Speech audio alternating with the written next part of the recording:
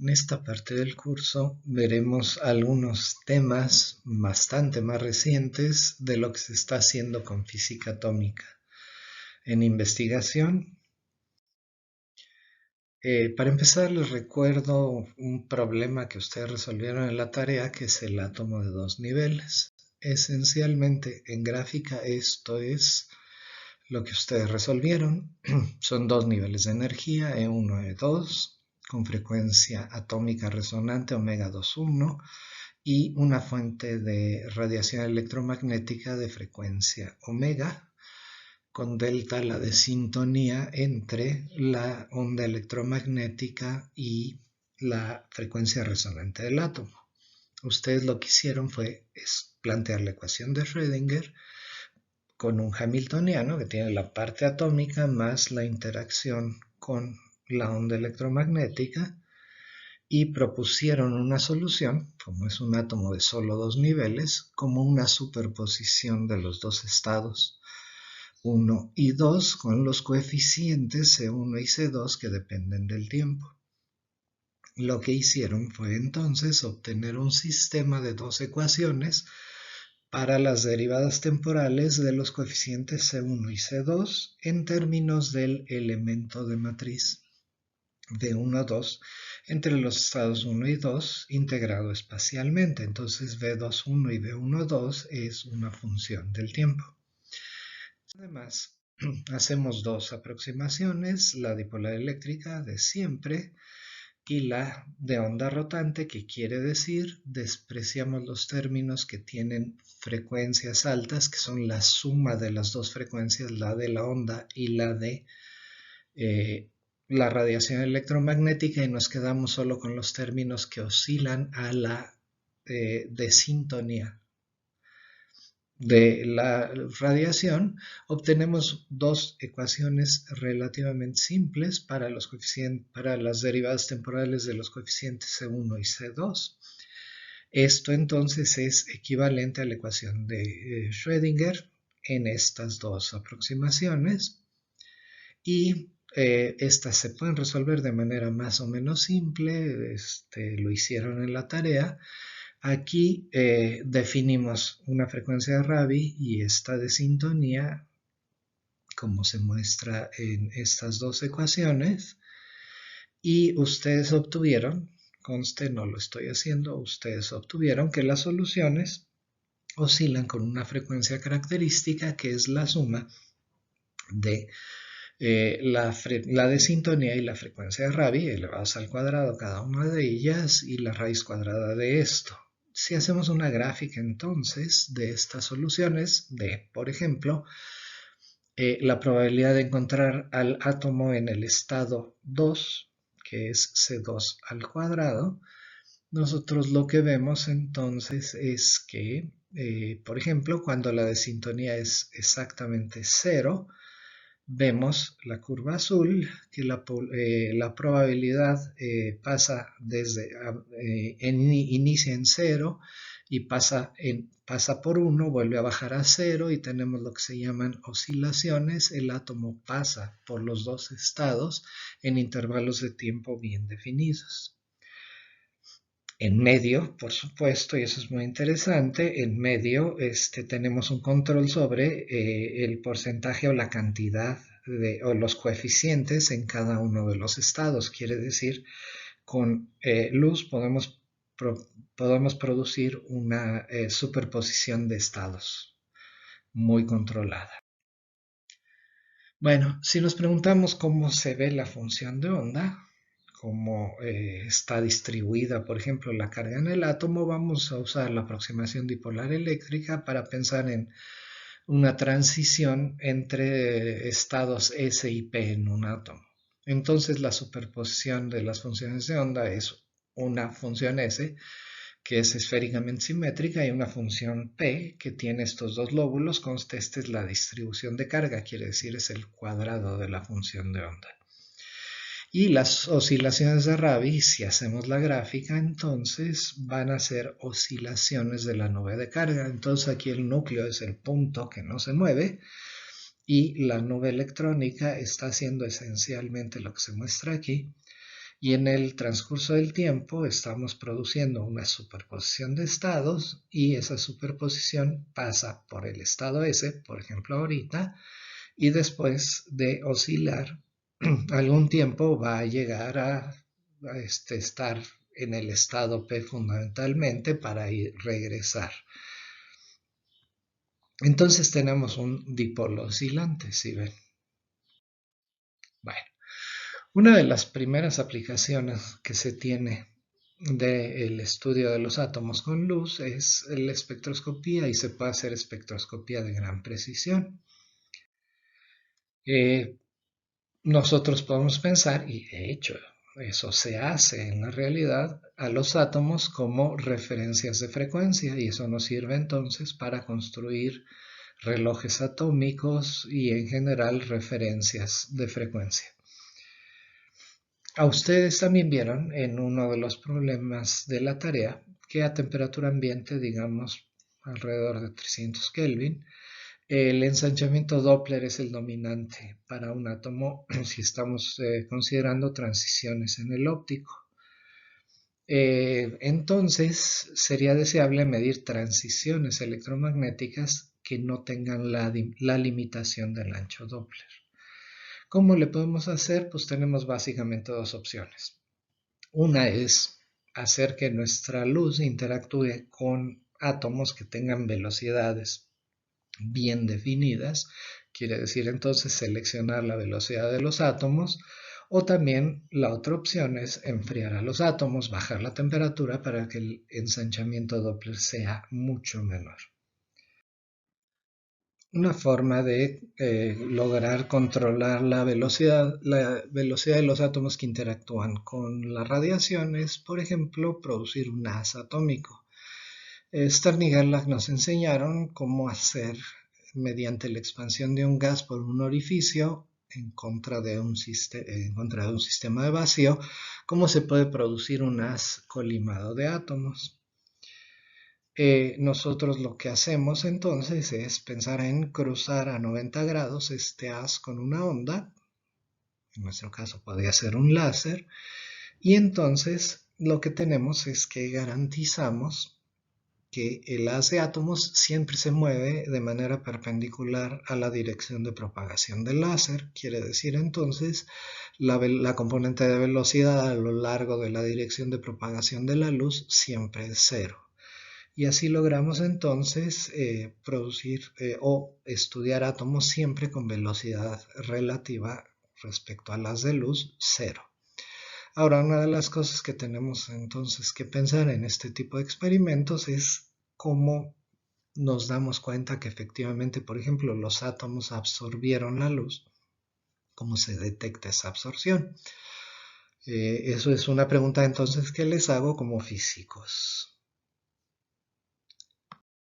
Bueno, también se pueden pensar en hacer de otra manera espectroscopías libres de ensanchamiento Doppler. Una de ellas es, por ejemplo, supónganse que tienen un recipiente con estos átomos en fase gaseosa, los átomos se están moviendo en esta cajita, vamos a decir, y lo que hacemos ahora es tomar el haz de luz y dividirlo en dos haces que inciden de manera casi contrapropagante, probablemente haciendo un ángulo pequeñito entre ellos.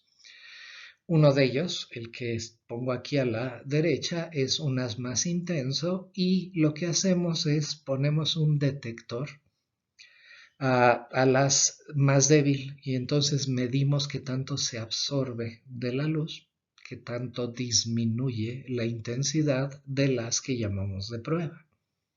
Bueno, fíjense que un átomo que se está moviendo respecto a estos dos haces, en general, por ejemplo, el átomo que está puesto aquí, que se desplaza de izquierda a derecha, ve al haz que va de la derecha al haz intenso, lo ve con una frecuencia un poquitito mayor, quiere decir su frecuencia está corrida al azul, y ve la frecuencia del haz de la izquierda un poquito corrido al rojo. Bueno, fíjense también entonces que por esto solo los átomos que tienen velocidad en la dirección de propagación de los dos haces igual a cero son los únicos que ven que la frecuencia de los dos haces es la misma. Bueno, lo que hacemos entonces es que para estos átomos, cuando la frecuencia de la luz es la frecuencia resonante, ven un haz muy intenso y eso satura la transición de tal manera que el haz de prueba esencialmente se sigue de frente, deja de absorber. ¿Cómo se ve esto experimentalmente? En la parte de abajo trato de representar lo que verían si quitan el haz de saturación, por ejemplo. Quitan el haz de saturación, cambian la frecuencia del haz de prueba, entonces el haz intenso no está ahí, y lo que ven es que a medida que cambian su frecuencia, más y más átomos absorben y la intensidad que se transmite es cada vez menor, y lo que acaban viendo es lo que llamamos un pozo Doppler, esta curva gaussiana hacia abajo que nos da la intensidad de la luz que se transmite por el medio. Cuando tenemos los dos haces, vemos que cuando la frecuencia del láser es igual a la frecuencia atómica resonante, en esta curva roja los átomos dejan de absorber. Eso quiere decir entonces que se va a transmitir un poco más de la luz y aparece este piquito que es la señal de espectroscopía libre de Doppler. También podemos hacer espectroscopía de selección de velocidades. Aquí lo que tenemos es, por alguna otra forma, digamos, por esta espectroscopía que acabamos de ver de absorción saturada, podemos tener una onda electromagnética resonante con un átomo a velocidad cero, por ejemplo. Y usamos otra onda electromagnética que de la que podemos variar la frecuencia. Entonces tenemos un átomo y dos ondas electromagnéticas. La frecuencia de una de ellas está fija en algún punto del pozo Doppler, digamos para átomos con velocidad cero, y se barre la frecuencia de la otra onda electromagnética. Entonces, esencialmente lo que tenemos es, en este juego de niveles de energía, digamos para el átomo de un átomo alcalino, tenemos la frecuencia omega 1 fija entre dos niveles hiperfinos. Digamos que el de abajo es un estado S, el de arriba es un estado P. Y lo que hacemos es barrer la frecuencia omega 2 y ver qué pasa con la absorción de la frecuencia omega 1. Y esencialmente lo que vemos es que hay cambios en la absorción de la onda con frecuencia fija a medida que cambiamos la frecuencia de la otra onda electromagnética, y esto se ve, por ejemplo, para rubidio de la siguiente manera. Es la comparación entre un cálculo y lo que se observa experimentalmente, y fíjense que aquí esto es esencialmente, todas las líneas que aparecen aquí son bastante más angostas que el ancho del pozo Doppler que ustedes calcularon para el átomo de rubidio. Las frecuencias son decenas de megahertz cuando ustedes deben de haber obtenido un ancho Doppler de 500 megahertz en frecuencia o 3 gigahertz en frecuencia angular. Usamos, por ejemplo, en el laboratorio este esquema de selección de velocidades para observar una transición prohibida en la aproximación dipolar eléctrica en rubidio. Aquí están los niveles de energía involucrados, el 5S, el 5P y el 6P. Con estructura fina, entonces cada uno tiene el valor de J, el momento angular total. Y entonces aquí lo que observamos es que podemos, por alguna de las espectroscopías, fijar la frecuencia del haz de 780 nanómetros, que está abajo en anaranjado, para que los átomos que tienen velocidad cero absorban la luz para producir la transición entre el estado marcado 2 abajo y 3 arriba. Bueno, y después usamos un láser de 911 nanómetros en el infrarrojo para producir transiciones entre este estado 3 en el 5P y los estados hiperfinos que marcamos como 1, 2 y 3 en el estado 6P. Cuando barremos la frecuencia del láser de 911, lo que vemos es, y lo que hacemos es detectar, eso es muy importante, en la medida que producimos átomos en el estado 6p, ese estado 6p puede decaer directamente al estado 5s por una transición dipolar eléctrica emitiendo luz azul. Entonces nuestra detección es de esta luz azul en función de la diferencia en frecuencias de el láser de 911.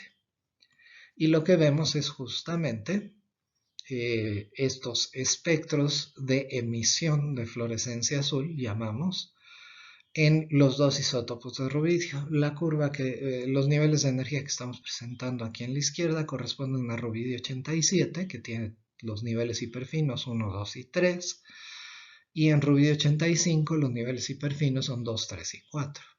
Y aquí lo que vemos entonces es la primera vez que se observó esta transición prohibida por la aproximación dipolar eléctrica. Nos podemos preguntar, así como dijimos, qué pasa cuando tenemos un dipolo oscilante, cuando tenemos una transición permitida en la aproximación dipolar eléctrica, eso es lo que está en la izquierda. Bueno, una transición cuadrupolar eléctrica esencialmente es un cuadrupolo oscilante, tal y como se ve en la gráfica de la derecha. Bueno, podemos extender estos resultados y podemos aprender un montón de cosas si estudiamos el átomo de 3 niveles, que ahora tiene 2 ondas electromagnéticas.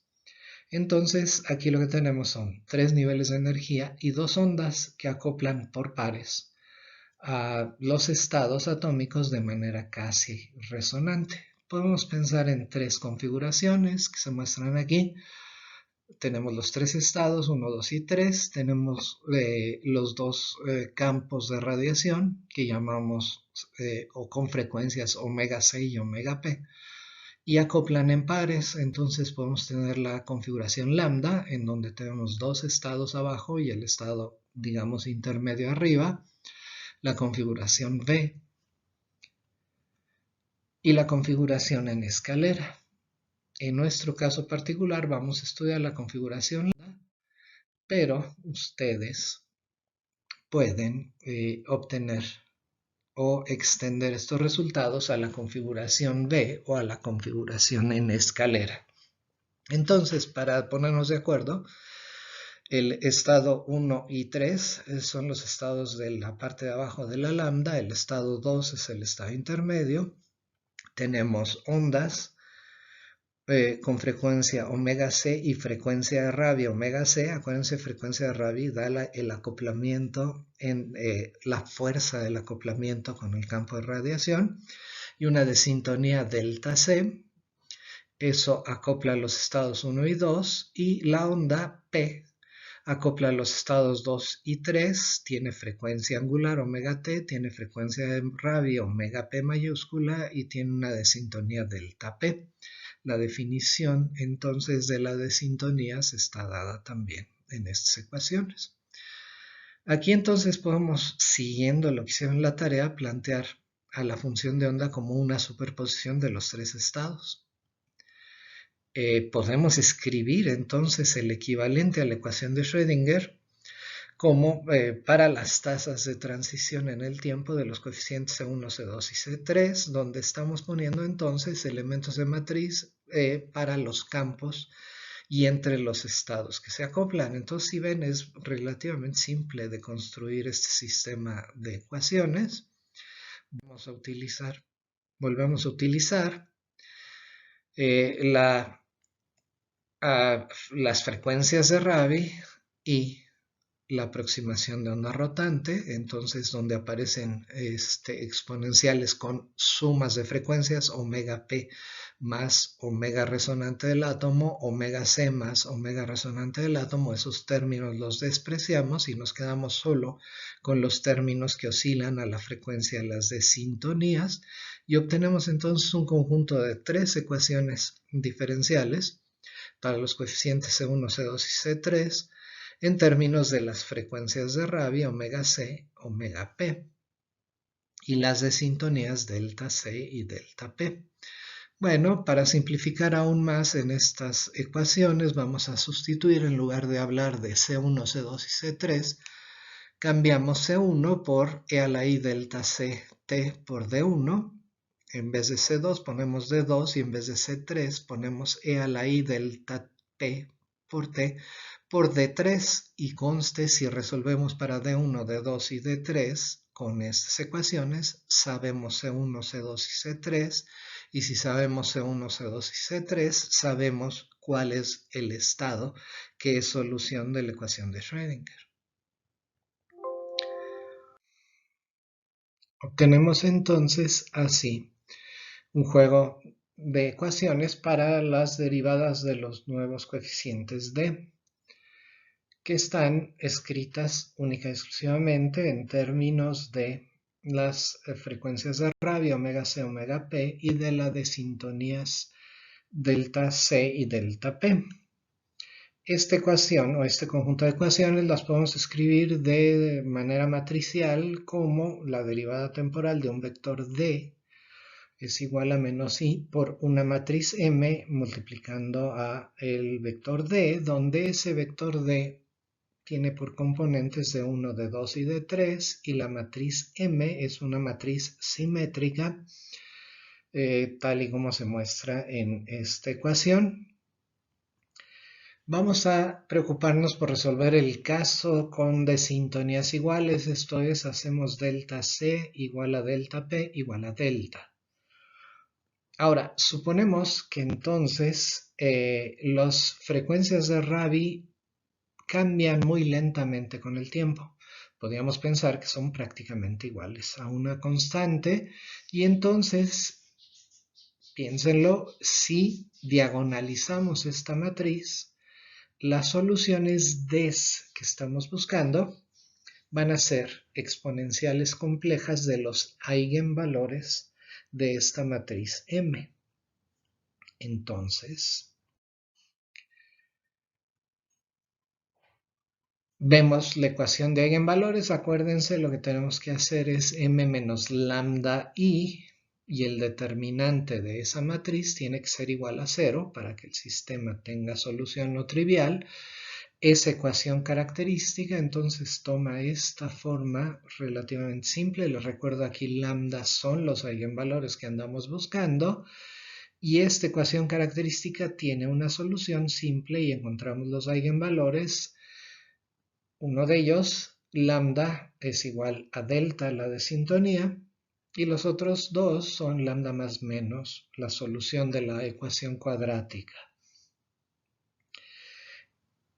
Nos fijamos en uno de estos estados, el estado eigenestado con lambda 0. Sustituimos y encontramos ese eigenestado y acaba siendo una expresión muy simple en términos de omega P y omega C. Es muy importante que aquí noten que la componente 2 de este eigenestado con lambda 0 es 0. A este estado, entonces, resulta ser una superposición de los estados 1 y 3 únicamente. Esto es especialmente interesante. El átomo entonces se prepara en este eigenestado y nunca tiene una componente en el estado 2. Quiere decir que entonces, si se prepara al átomo en este estado, el átomo nunca va a absorber luz, independientemente de si está o no expuesto a la radiación. De hecho, la radiación es importante para poder producirlo. Por esta razón se le llama el estado oscuro. En la siguiente presentación vamos a ver entonces aplicaciones del estado oscuro.